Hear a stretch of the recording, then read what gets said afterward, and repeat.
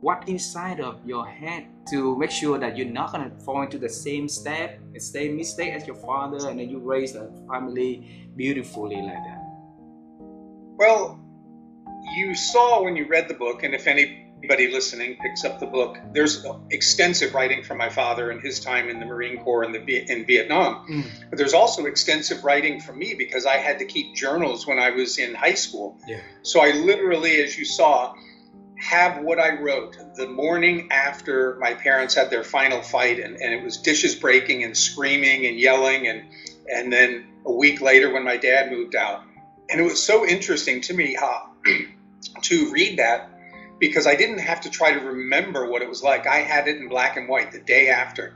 And so to recognize as a 15-year-old, I was trying to figure out, how is this going to impact me? Is my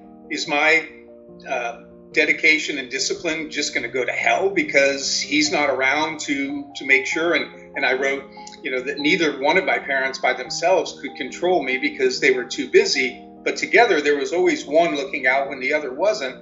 And so I really was grappling with, is this going to impact my grades? How will this impact me as a person? I was blown away that I thought so deeply at that age. And I think whatever that character trait was or is carried throughout my life.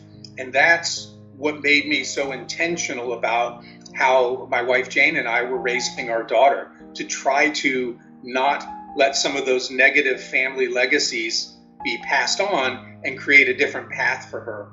And I think we did a really good job. I think my daughter said, you know what? She goes, there's nothing I would ask you to change in how you raised me. And she goes, even if there were certain things you would have pressed harder on, like maybe grades in school, she goes, I don't think it would have made a difference because I just didn't enjoy school.